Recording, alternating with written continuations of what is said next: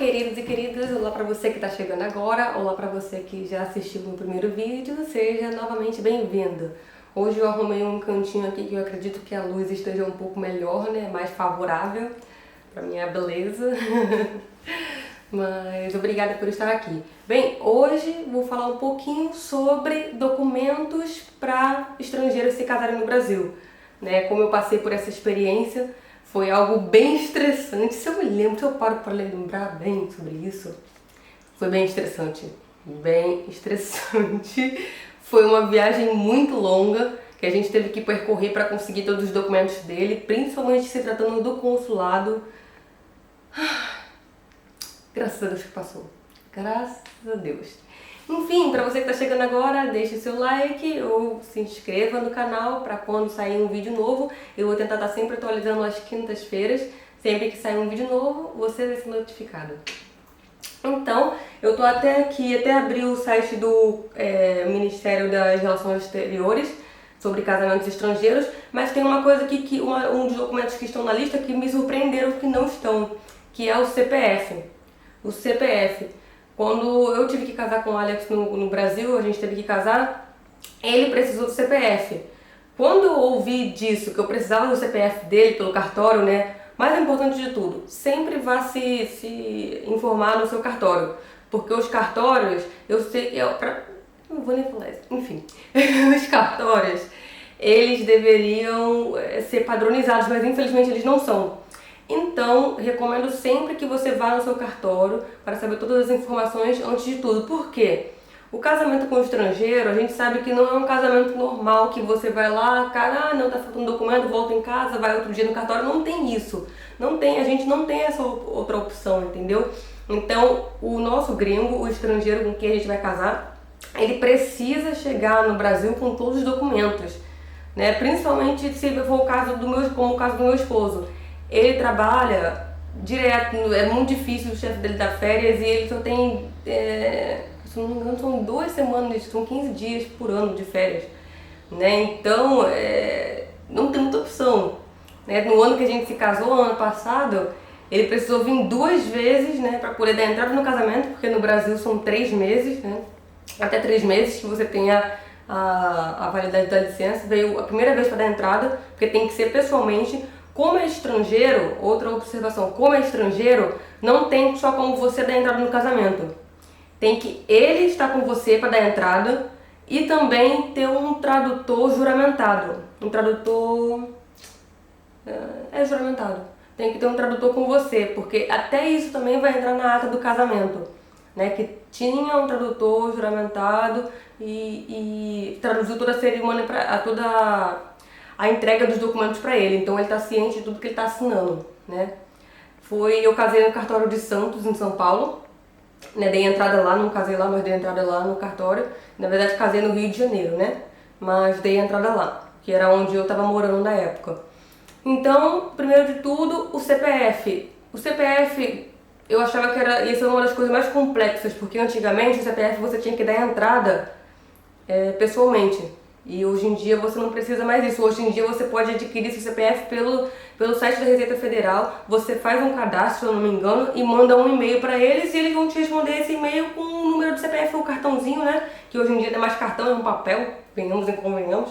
É um papel com o seu nome e o CPF. Então o Alex já tem o CPF dele. Esse é o primeiro de tudo. A certidão do Estado Civil. Isso aí foi uma das coisas também cabeludas. Né? A certidão do Estado Civil, ele precisa ter no caso o Alex era solteiro, né? Se for ser divorciado tem a certidão de divórcio, né, e tal, mas ele, como era solteiro, ele precisava do consulado ou esse documento vindo do país dele, mas como a gente sabe, a Ucrânia está em guerra, né? Se vocês não sabem, o Alex é ucraniano, a Ucrânia está em guerra, então do que precisa de documento lá está sendo bem complicado. Então o que a gente precisou fazer? A gente precisou ir em Brasília, ou seja, como o Alex tinha um tempo muito apertado, ele chegou do Canadá no Brasil e no mesmo dia a gente já pegou um ônibus e foi para Brasília. Foram 12 horas de viagem, foi uma coisa sinistra. Eu descobri nesse dia que ele passa mal viajando de ônibus, né? Então foi uma coisa assim aterrorizante. Eu fiquei assustada, eu achei que ele não ia nem conseguir superar essa viagem, suportar essa viagem. Eu achei que ele ia morrer no meio do caminho. Foi uma experiência bem crazy. Mas enfim, fomos lá pro consulado. E aí no consulado, o consulado era bem tranquilo lá, bem vazio, né? O consulado ucraniano. A princípio, o meu plano era passar pelo consulado ucraniano em São Paulo, só que há muito tempo atrás esse consulado fechou. E agora só tem consulado ucraniano em Brasília. Se você tem um ucraniano aí, já fica alerta.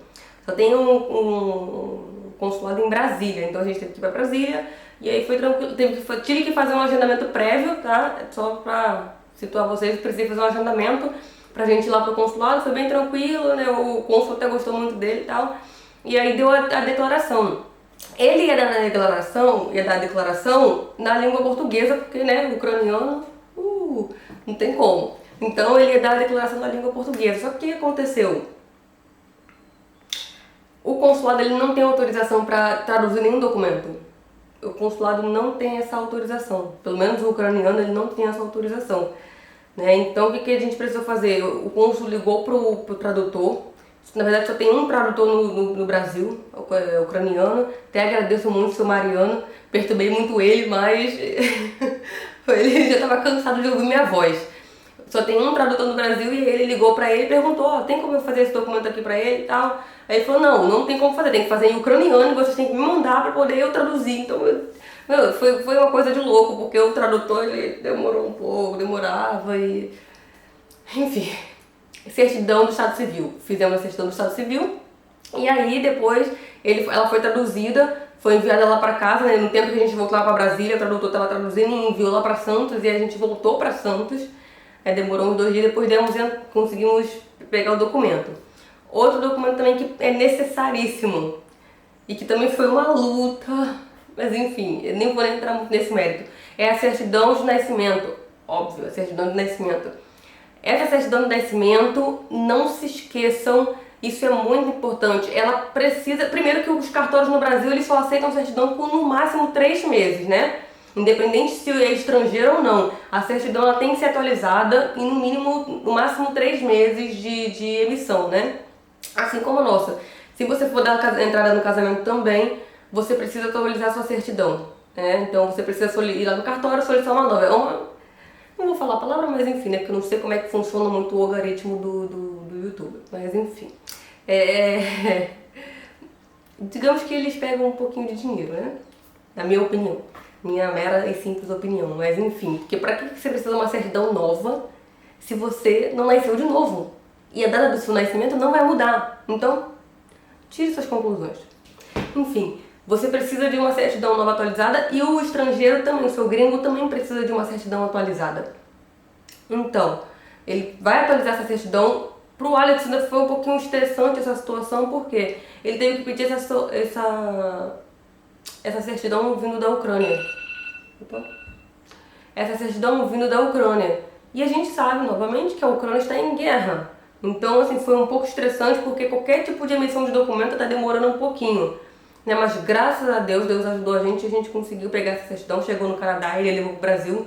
Eu já tinha pego a cópia, né, porque eu precisava também traduzir essa certidão que estava em ucraniano. E aí, no caso, a gente precisou traduzir a certidão e levar a certidão.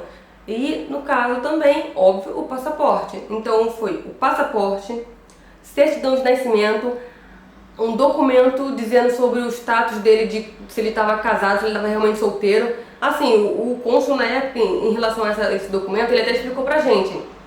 Esse documento geralmente ele vem da Ucrânia, ele consegue fazer a emissão desse documento, mas ele precisa checar essa informação na Ucrânia, se ele realmente é casado ou se não, entendeu? Porque bigamia é crime. Mas o que ele ia fazer? Ele ia fazer meio que na boa fé e só fazer esse documento com base no consulado do Brasil, sem pegar essa informação da Ucrânia, porque a Ucrânia está em guerra, então não tinha como pegar esse documento, essa informação de jeito nenhum. Então ele fez assim, pelo que eu entendi, foi na boa fé, e aí fez o documento porque ele nunca foi casado.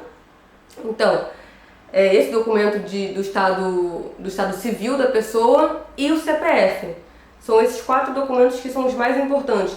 Pode variar um documento de um para o outro? Pode.